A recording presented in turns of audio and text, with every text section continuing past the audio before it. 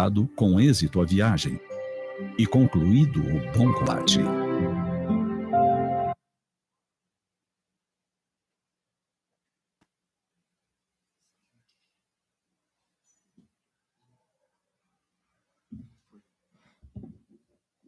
Boa noite, gente.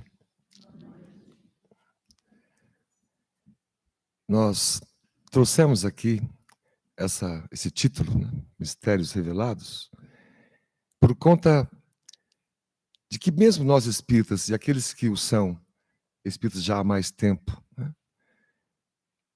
Talvez alguns tenham passado por isso, quando você conhece a doutrina espírita e vai se esclarecendo, né? Quando o tema reencarnação começa a fazer parte do teu dia a dia, dos teus pensamentos, você começa a pensar na possibilidade de, puxa, será que isto é verdade? Os antigos egípcios, as tradições antigas hindus, em toda a história, mesmo com Jesus, é necessário nascer de novo. A ideia de Pitágoras, que ele mesmo acreditava ser reencarnação de um outro filósofo que vivera antes dele. Platão, com as reminiscências, a teoria das reminiscências, que dizia que parte da nossa vida é lembrar, quase ocultamente, de vidas anteriores. Então, a tradição das vidas sucessivas estão nas mais diversas religiões, nos mais diversos rincões de todo o mundo. Evidentemente, diferenciadas aqui e acolá por questões até menores. Por exemplo, no Antigo Egito se acreditavam que nessa metempsicose, como chamavam os gregos, na transmigração das almas, dependendo do que a pessoa fizesse numa vida, poderia reencarnar, voltar num corpo de um animal. E isso nós, espíritas, aprendemos com Allan Kardec, questionando os espíritos luminares, que dizem que, em nome do bom senso, que Deus não permite que a gente retroaja. Ninguém deixa de evoluir piorando. Nós podemos até, por incompetência nossa, por preguiça, irracionalidade, estacionar um tempo. Mas a própria força das coisas, a força da evolução, nos impulsiona para frente. Mesmo a gente não querendo. Mesmo a gente não se dando conta. Mesmo a gente achando que o que está acontecendo é ao contrário. Alguém pensa assim, puxa, eu adoeci, esta minha doença está me tirando energia, estou ficando muito mais em casa, muito mais na cama. Como é que eu posso estar melhorando minha vida com isso? A análise, do ponto de vista muito chão, muito imediatista, faz com que a gente repila, que a gente não permita agradecer nenhuma prova que a gente passa, nenhuma dificuldade. Se a gente tropeça na rua e fala, meu Deus do céu, o que eu estou fazendo de tanto errado assim, para ficar toda hora tropeçando e me dando mal? A gente joga na Mega Sena, não ganha, e fala, meu Deus do céu, eu faço caridade, eu levo sopa para os pobres uma vez por mês, lá no centro, lá no centro espírita, ou no centro da cidade, ou lá na ONG. Eu até dou oi para o porteiro, não sei o nome dele, mas eu dou oi, sou uma pessoa do bem, gosto muito de Jesus, ando até com o pingente dele, mas as coisas não têm me acontecido por bem, porque a nossa visão está distorcida. E é um mistério a gente saber. O que acontece conosco é para o nosso bem? De que maneira? Por quê?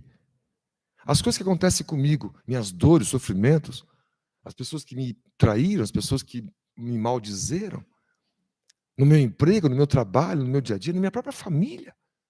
Muitos de nós ouvimos coisas muito dolorosas, não dos inimigos, mas de quem amamos dentro de casa.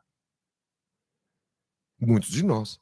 Não brigamos no trânsito, se xingando um ao outro, bem alto. A gente brigou dentro de casa, com o marido, com a esposa, com o filho, com a sogra, com o cunhado, se xingando, quando não foi no Natal.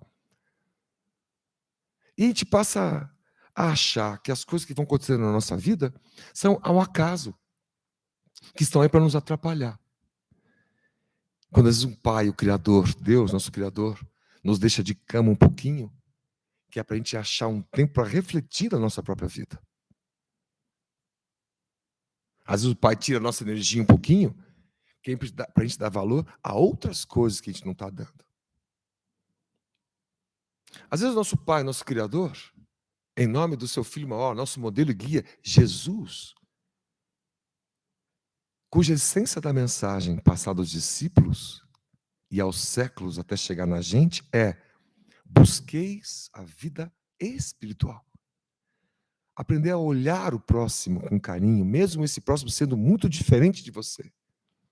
Mesmo você julgando esse próximo doente, a pessoa tem tal comportamento, tem tal posição, tem tal pensamento político, ela me desagrada, eu quero ela longe, ela é doente. Ora, Jesus disse que não são os sãos que precisam de médico, são os doentes. Então, o cristão tem como missão a sua própria essência da religião que cada um de nós abraçou, que é o Cristo, a do Cristo. E entender que as diferenças não tão sutis entre as pessoas estão aí para nos desafiar a sermos melhores. Entender que as tuas dificuldades de relação lá na tua família estão aí para te posicionar a ser melhor, a vencer a si mesmo. Dizer, eu não aguento tal pessoa me irrita. Bom, aí tem duas verdades, mas precisamos orientar a frase. Não é que tal pessoa te irrita, é que você se deixa irritar por tal pessoa. É por isso que ela não irrita todo mundo por igual. Uns falam assim, não, eu acho ela normal.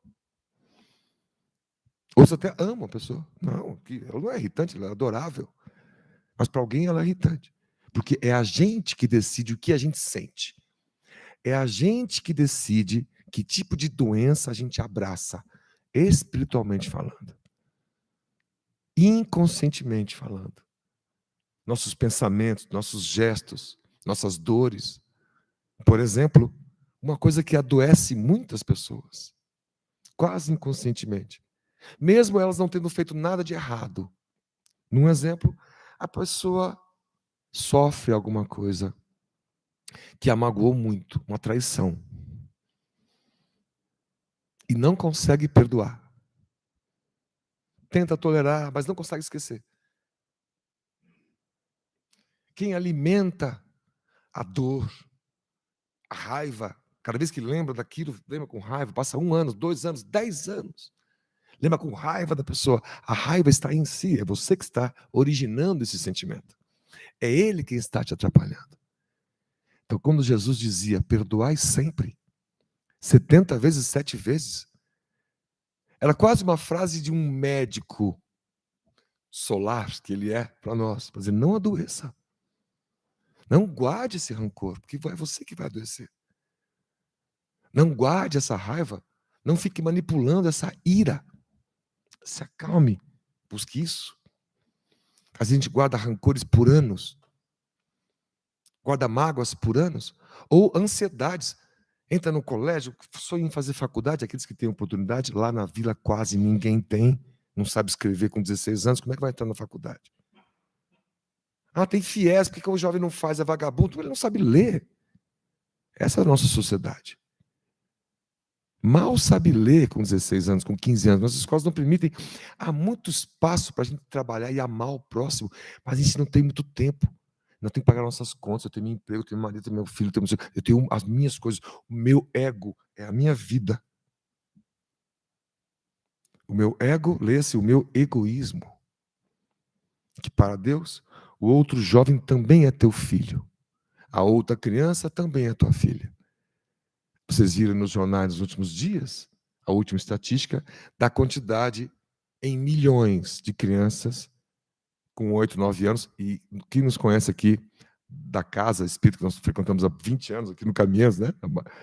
Há tanto tempo, né? Crescemos com eles, a ONG no Mutirão, que nós acompanhamos isso de crianças com 8, 9, 10 anos sem saber ler, há muitos anos, a gente vem mapeando isso. E agora a notícia saiu antes de ontem, por causa da pandemia, agravados pela pandemia, esse contingente brutal de crianças não sabe ler. Fica com o universo mais reduzido. E a gente não tem voluntário para ensinar a criançada a ler. Porque a gente terceirizou a parte melhor do amor do Cristo, que é educar as pessoas, se educando, convivendo. Você fala, educação para não dar escola. É a escola que se vira lá. A pessoa não trabalha direito e põe na escola. Você quer que os outros deem conta dos filhos dos outros? Sem saber que Deus colocou o filho de todos para que todos olhassem filho por filho, criança por criança. Não é assim? A gente disfarça uma vergonha subliminar de saber que gente muito próxima da gente, ou muito próxima desse endereço aqui na Rua Ivo Ferro, a 5 minutos daqui, para este lado, ou a 5 minutos para esse lado, ou a 10 minutos nessa direção, ou a 7 minutos nessa, na Vila Torres, vai encontrar gente num ambiente cuja casa é aberta para as estrelas, está cheia de buraco no teto. É de chão de batido. Centenas de famílias agrupadas, com crianças que não têm internet. E as aulas da pandemia são à distância. Esqueceram de toda criança de periferia, que não tem internet em casa, nem computador, nem celular, e dá lição à distância.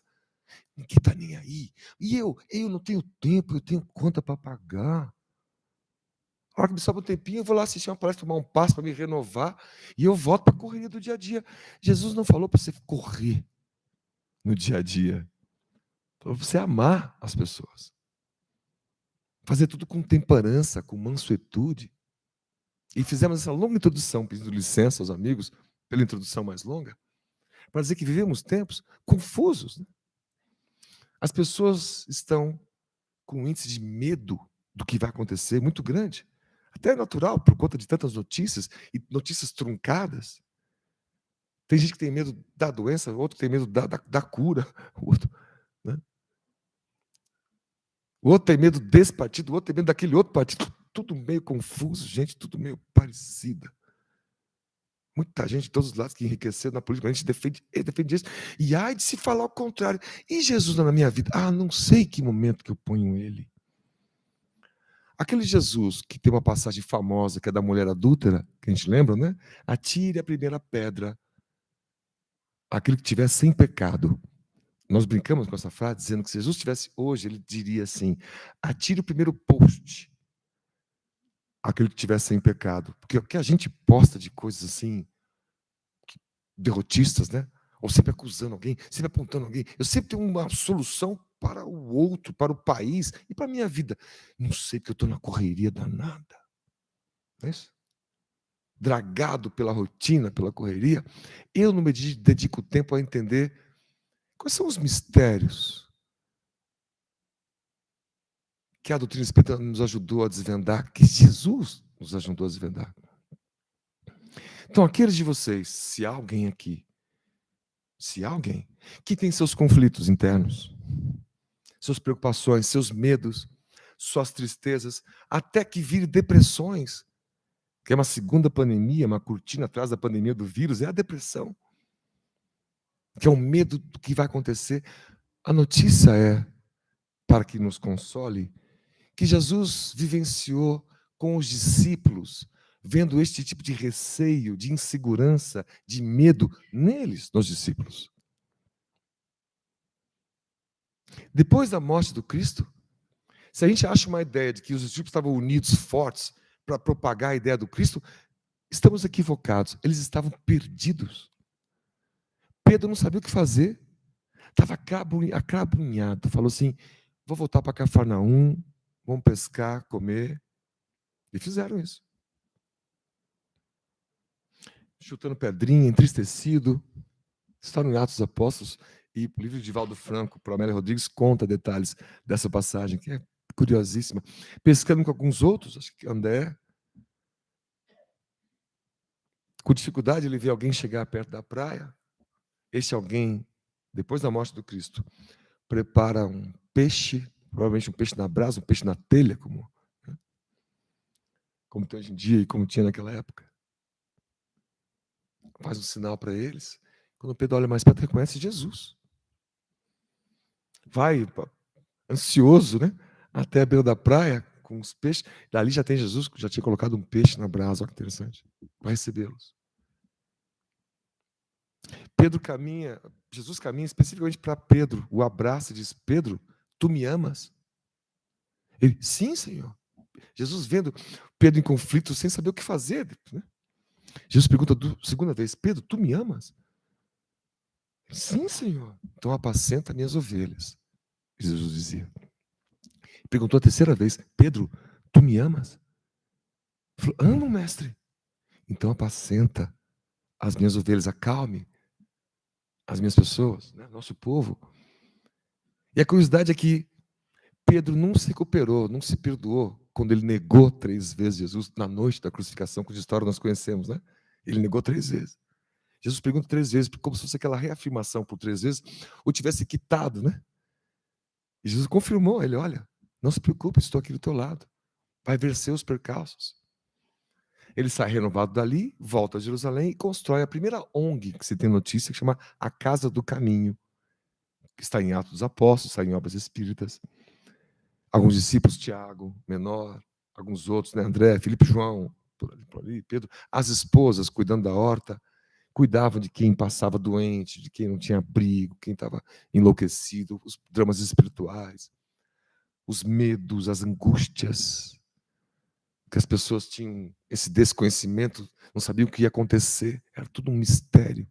O quanto Roma os sufocava, os impostos que eles tinham que treinar, a lei judaica é estranha, porque os fariseus não faziam nada daquilo que pregavam, o povo todo confuso, as brigas com os judeus samaritanos, porque se mesclavam, se odiavam, toda essa dificuldade. Pedro, apacenta minhas ovelhas, através do amor, do atendimento, um a um. E não foi fácil para ele.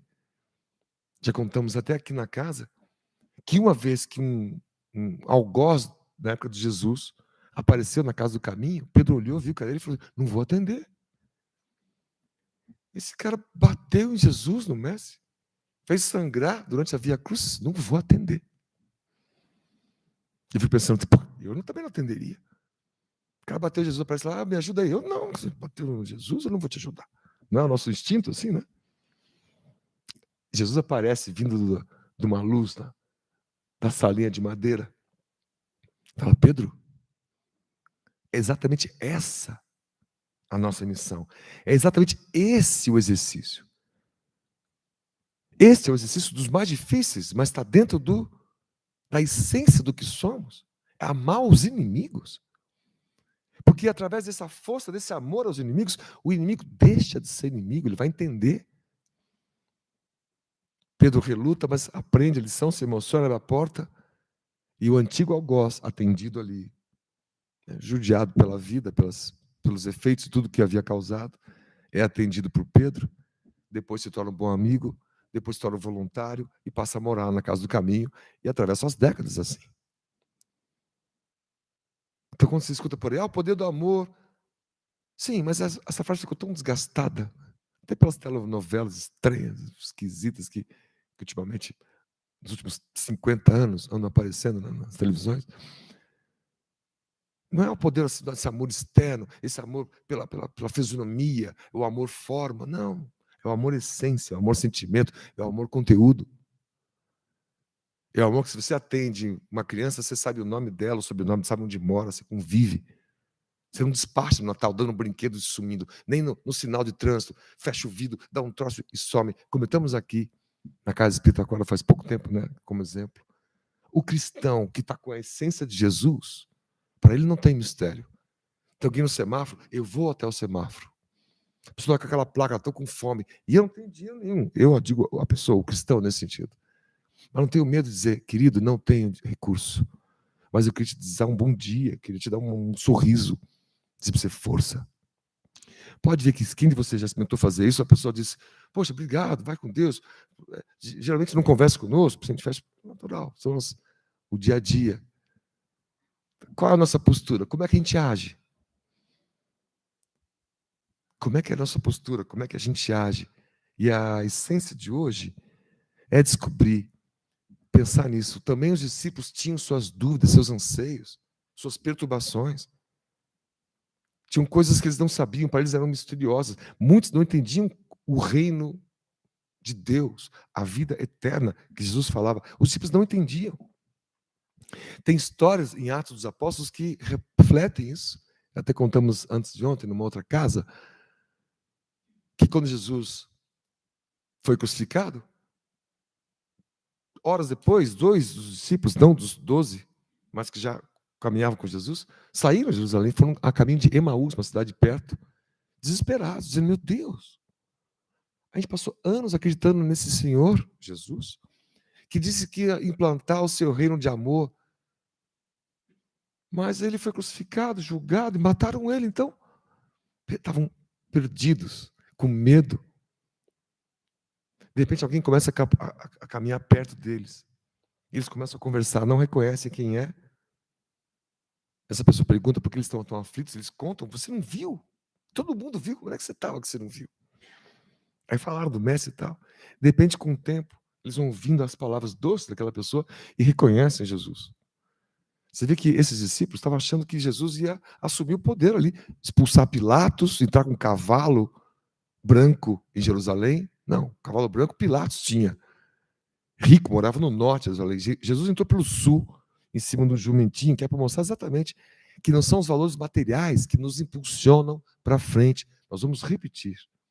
Que não são os valores materiais, as coisas materiais, as sensações materiais, do tato, do prazer, dos efeitos de tudo que ingerimos, ou qualquer coisa que ingerimos, não são essas sensações que nos libertam, que nos fazem melhores, que nos fazem felizes. Não são. Nenhum tipo de apego material, nenhum tipo de bem material vai te trazer plenitude. Pelo contrário. Conhecemos casos de gente muito bem-sucedida, executivos, que dedicaram a vida a ter um padrão de vida para dar para os seus filhos o melhor. Os filhos são adolescentes e hoje não falam com o pai, porque o pai nem viu eles crescerem. Ele trabalhou demais para dar uma condição boa para os filhos. Só que os filhos não falam com ele, porque eles não têm nenhuma relação. Perderam o Elan. Talvez o filho dissesse assim: pai, eu preferia não ter o melhor videogame do mundo, mas que você me levasse para a praça uma vez por mês para jogar bola. Você nunca me levou? Este pai, quando percebe isso, lá na frente na vida, às vezes, diz assim: eu faria tudo diferente. E essa dor é o aprendizado. Esse sofrimento, a saudade de ser, é o aprendizado. A doença que nos deixa de cama é o aprendizado. A nossa falta de emprego pode ser o aprendizado. Toda prova, qualquer obstáculo, é o nosso aprendizado, é a nossa oportunidade de sermos melhores e sermos felizes. Questão 11 do Livro dos Espíritos. Kardec pergunta assim: será dado um dia ao homem compreender o mistério da divindade? Quem é meu pai que me criou?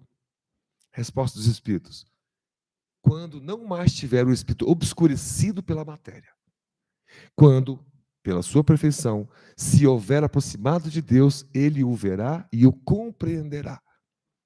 E como é que nós fazemos isso? Como é que eu deixo de ser obscurecido, nublado pela matéria? Eu sou o caminho, a verdade e a vida, na frase de Jesus em João. Temos anos de eleições, vamos nos apaixonar por políticos desta ou daquela natureza, e não importa qual seja, o que importa é o como você sente, o que você vibra. Tua vibração é de ódio pelo outro diferente? Obscurecido pela matéria. Você que se distancia de Deus, ele nunca se distancia de você. Kardec ainda pergunta, aliás, nesse emblema, que é o principal emblema que abre o Livro dos Espíritos, de Allan Kardec. Os Espíritos desenham esse cacho de uva e dizem: esse é o emblema do trabalho do Criador. Neste ramo estão os princípios fundamentais da doutrina espírita, ou seja, a união do espírito ao corpo físico, através do perispírito, que é o nosso corpo espiritual. O corpo é a rama da videira, é o galho. A alma, que é o espírito unido à matéria, é a uva. E a nossa essência, nosso espírito mesmo, é o líquido dentro da uva, é o licor, é o suco. E ele diz, então, Kardec, o homem quintessencia o espírito pelo trabalho. E tu sabes que só mediante o trabalho do corpo o espírito adquire conhecimentos. Então, é o trabalho do corpo, é o dia a dia, é o acordar, é buscar soluções, é buscar relações. A nossa vida foi feita exatamente para que a gente possa trabalhar. Kardec define trabalho como toda ocupação útil, trabalho que não é emprego, salário, CLT, não é nesse sentido. É toda ocupação útil. Isso está no livro dos Espíritos. Isso é trabalho. É assim que os Espíritos definem nosso papel. Quando a gente vai encarando essa ocupação útil, mesmo as dificuldades, com mansuetude, bem-aventurados os mansos, com humildade, bem-aventurados os pobres de espírito. É este o caminhar de quem segue o Cristo. O Cristo nunca atentou contra os diferentes, pelo contrário, disse que era para abraçá-los. O Cristo nunca se negou a atender alguém, pelo contrário, atendeu a todos, indistintamente. Essa é a postura do cristão. Né? Os Espíritos ainda dizem, lá na introdução, ensina-nos que o egoísmo, o orgulho, a sensualidade são paixões que nos aproximam da natureza animal, prendendo-nos à matéria. Que o homem, que já neste mundo se desliga da matéria, desprezando as futilidades mundanas e amando o próximo, se avizinha da natureza espiritual. Que cada um deve tornar-se útil de acordo com as suas faculdades e os meios que Deus lhe pôs nas mãos para experimentá-lo. Que o forte e o poderoso deve amparo e proteção ao fraco, porquanto transgride a lei de Deus aquele que abusa da força do poder para oprimir o seu semelhante. No livro dos Espíritos, Kardec pergunta se nós somos civilizados. Nossa sociedade, o Espírito diz que uma sociedade onde pessoas passam fome não pode ser civilizada. Percebem que nós estamos no começo da caminhada, gente? Nós estamos com o telescópio Hubble já há muito tempo, agora o James Webb, a 1.500.000 quilômetros daqui, mais longe que a Lua está a 400.000 quilômetros, que já foi no dia de Natal, e agora já abriu seus espelhos, ele vai descortinar o universo, descobrir segredos e mistérios que ainda não foram revelados. Nossa tecnologia está tão longe e a gente não consegue lidar com o próximo. Veja que nós estamos no começo da caminhada. Por isso sofremos, por isso temos doenças. O Espírito diz que quando não tivermos mais a maldade ou a preguiça de fazer o bem, nós não passaremos mais por provas, não há mais doença. Só há felicidade, é este o ponto aqui. Né? O orgulho, o egoísmo, a sensualidade nos deixam mais animais, nos afastam de Deus. As tormentas são as de sempre. O mundo fica pesado, a vida é pesada. Quem vai se espiritualizando, uma vida como Chico Xavier, que foi milionário, se você considerar todo o direito autoral das suas mais de 400 obras, livros, ele seria milionário. Ele doou todo centavo, nenhum centavo de nenhum livro de Chico Xavier foi para o bolso de Chico Xavier. Ele veio sempre com a aposentadoria do Ministério da Agricultura, que foi o patrão dele. Uma vida simples, digna, sem apego material. Por isso é um personagem que nós vemos cada vez mais, que as décadas iam passando, ele se espiritualizando. Né? A ponto de já, nos anos 70, 80, já com uma certa idade, Chico Xavier, não sabia se a pessoa que estava aqui era pessoa, era espírito ou era pessoa, encarnado. Tem vários casos assim. Ele, fulano, você está aqui? Está aqui? Né? Ou está aqui, né? De outro jeito. Vamos em frente, nós ensinando.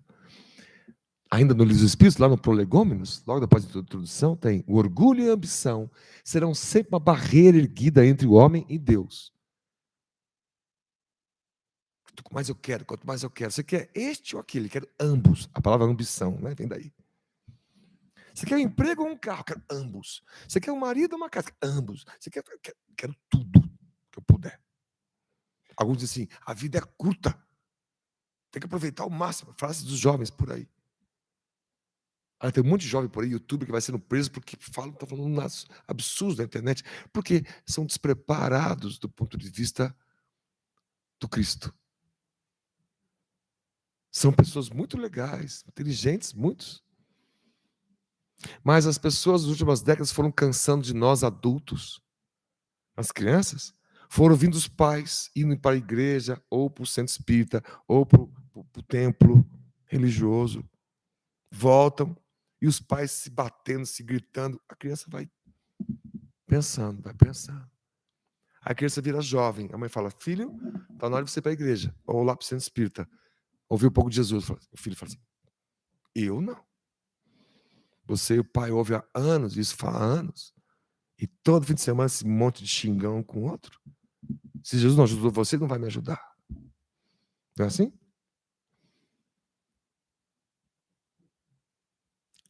Criança é assim, pelo menos, né? Toca o telefone em casa, a mãe fica falando para o filho, porque é errado mentir, e o pai ensina que não pode mentir. O telefone toca, a criança atende, e o pai fala assim, diz que eu não estou. A criança fala assim, papai mandou dizer que não está. A criança, né? E ela aprende o quê? O que papai fez, não adianta falar. Estamos numa sociedade que cada tribo impõe regras a outras tribos, mas não vive as próprias regras que impõe. A gente está impondo regra para todo mundo, menos para a gente. Eu posso fazer tudo o que eu quero, porque eu sim, mas o outro não pode. Ora, Jesus, se nós somos cristãos, nós estamos aqui para aprender isso na noite de hoje, não comigo, mas com Jesus. Ele diz assim: não ficar preocupados com a trave, com o cisco no olho alheio. Olhai antes a trave no teu olho. Ficar criticando a vida do outro, você se dedica à tua vida quando? Se você é um farol que ilumina as pessoas, não existe farol que critica as pessoas. O farol ilumina a todos, né? Quem assina essa frase, que orgulho e ambição são uma barreira, são um véu lançado sobre as claridades? Quem assina os prolegômenos no Livro dos Espíritos são João Evangelista, Santo Agostinho, São Vicente de Paulo, São Luís, Espírito de Verdade, Sócrates, Platão, Ferdinand, Franklin, Swedenborg, Emmanuel Swedenborg, entre outros. É uma turminha boa. Eu acho que eles devem ter razão. Aqui na questão 18 do Livro dos Espíritos, Kardec pergunta: penetrará o homem um dia o mistério das coisas que lhe são ocultas? Resposta: o véu se levanta a seus olhos à medida em que ele se depura. Mas para compreender certas coisas, são-lhe precisas faculdades que ainda não possui.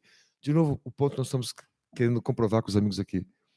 Nós vamos ter condições de entender a Deus, de sentir a felicidade plena, de não sentir mais dor, de não sentir mais consciência pesada, de não sentir mais dor física, de não sentir mais saudade de quem se foi. Quando a gente tiver a vida mais espiritualizada e menos materializada. E menos materializada. Para encerrar a última questão, abrem 2 slides. Questão 979. Kardec pergunta assim: não serão para a alma causa de penosa apreensão que lhe altera a felicidade as provas porque ainda tem que passar para acabar a sua purificação? De repente nós somos angustiados aqui, gente, porque a gente sabe, eu sou espírita, eu sei que vivemos um mundo de provas e expiações, eu vou passar por uma série de provas ainda, ai meu Deus, já estou com medo. Você vai ser pai, vai ser mãe, vai, meu Deus, nesse mundo eu já estou com medo. Você vai ser avô, vai ser avó, mas nesse mundo, com as coisas como estão, meu Deus, que medo. O medo vem do desconhecido, do mistério, de não saber as coisas. E os espíritos respondem: para a alma maculada, sim, gera esse medo. Daí vem que ela não pode gozar da felicidade perfeita, senão quando esteja completamente pura. Para aquela, porém, que já se levou, nada tem de penoso o pensar nas provas que ainda há de sofrer. Quando a gente se eleva, quando? Se a gente está com um discurso assim, não, mas eu não sou Chico Xavier, eu não consigo. É o que o próprio Chico, Raul Teixeira, falou. Se encontra no YouTube esse vídeo, médium de Niterói, com quem eu cresci, professor de física, doutor em educação, negro fantástico, que me ensinou tudo do pouco que sei. que disse, a gente fica nesse escapismo, eu não posso, eu não consigo, então a gente não faz. Eu não sou santo, eu não sou que nem você. Se fosse palestrante espírita é o maior devedor, são como os médiuns. Quem deve muito, quem pecou com coletividade, quem pecou gravemente, vem como médium, vem como palestrante. É verdade isso, o Divaldo que falou, até fiquei aliviado. E tem muitas provas pela frente. É muito mal que fez, é muito mal a reparar. Tem que sofrer, sim. Senão não aprende. Né? Senão fica ali no meio termo. Né? Então, não há nada de penoso. E para encerrar, na 979, olha o que eles dizem para nos consolar. Todos nós chegaremos neste ponto, chegaremos neste nível. E aproveitemos esses minutos finais para vibrar pelos amigos todos que estão sendo amparados pela espiritualidade neste momento, agora mesmo, aqui.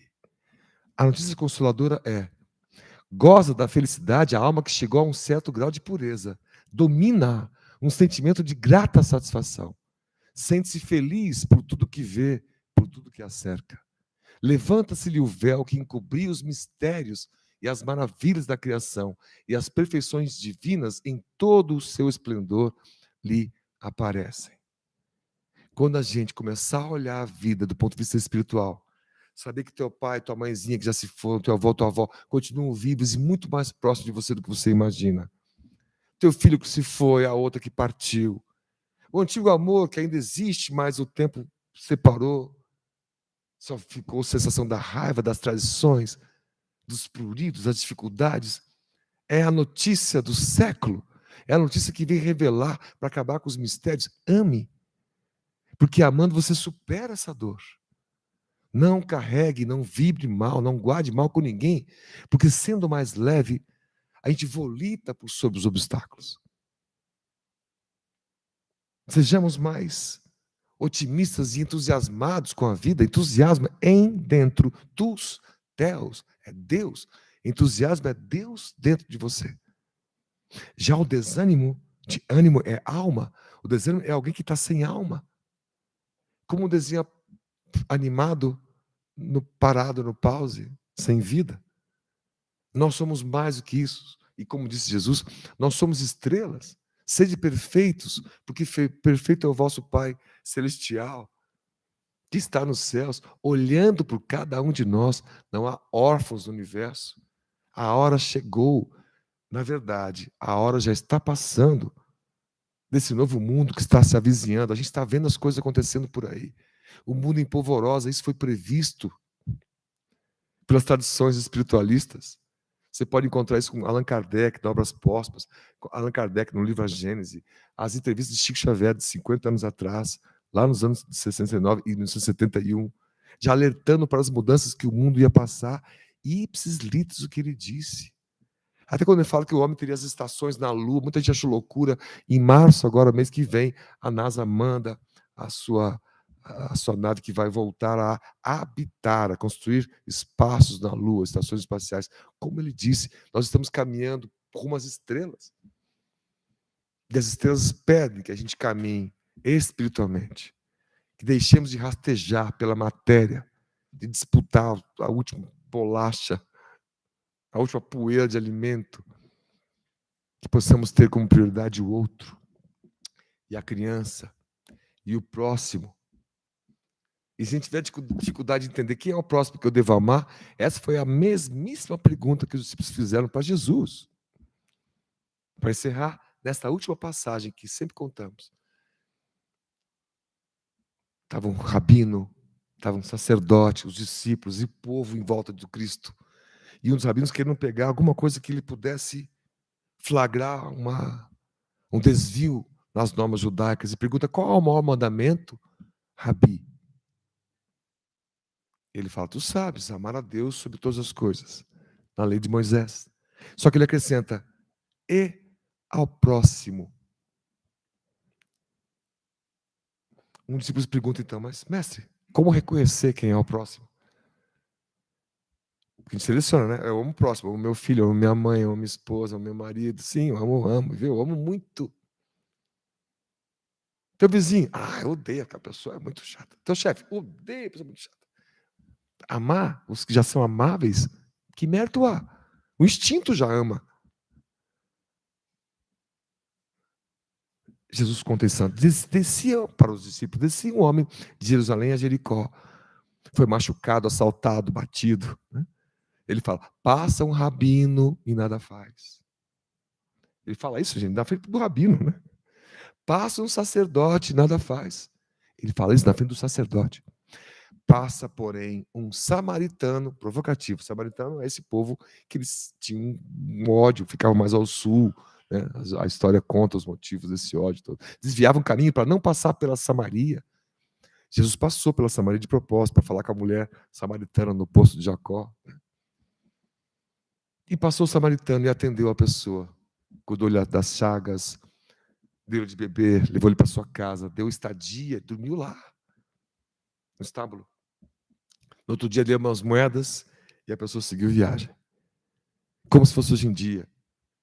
Tem uma senhora catadora puxando um carrinho, está um sol muito incrível. E já é estranho a gente permitir na sociedade uma senhora puxando um carrinho cheio de lixo, de restos nossos. Já é estranho isso. Né? Aí ela tem um mal-estar e cai no chão. Passa um palestrante espírita, mas está muito atarefado, nada faz. Passa um outro religioso, ele está cheio de coisa para resolver na sua igreja e nada faz. Passa um outro catador, ou uma outra senhora catadora, encosta o seu carrinho, vai atender aquela senhora catadora machucada que está no chão, vai dar-lhe de tomar água, vai dar de comer. E nas vilas, sempre tem mais alguém, sempre tem mais espaço, sempre tem mais feijão, ele sempre dá um jeito de atender, diferente da gente, que está com pouco tempo para ver essas coisas. Então, este tempo é decisão de cada um, do quanto a gente quer se espiritualizar, revelando mistérios, deixando a vida mais plena, ou quanto a gente ainda quer se agarrar nos grilhões do desespero, dos conflitos, do eu não posso, do eu não consigo. Todos podemos, todos vamos conseguir. Estamos combinados? Estamos combinados? Muita paz, muito carinho, muita saúde a todos vocês. Vamos fazer a nossa prece de encerramento. Depois vocês serão atendidos. E guardem as mensagens do Cristo para que possam retornar aos lares e espargir este carinho para todo aquele com quem você se encontrar. E nós vamos dizer, Senhor Deus, nosso Pai,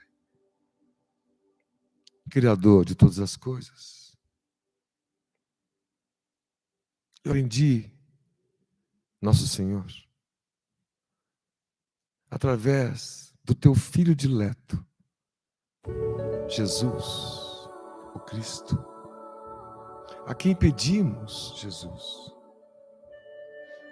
conduz-nos os passos, ajudai-nos com a Tua luz, a vermos melhor, a enxergarmos mais longe, ajudai-nos a sermos melhores, que possamos estender as nossas mãos a alguém que precisa, os nossos pensamentos, alguém que está em conflito. Nosso Pai, eu repito,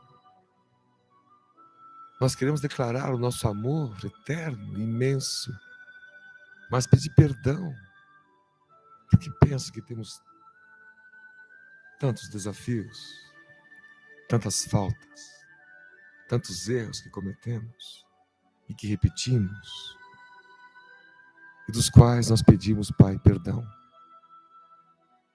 Perdão. Que possam refazer as nossas chances de sermos melhores. Que possamos sair daqui soerguidos por uma nova esperança, acalentado por um novo sentimento, de olhar o próximo com um olhar de carinho, com um olhar de afeto, com um olhar de bondade, de benevolência, de indulgência para com o próximo, de perdão das ofensas para quem a gente convive.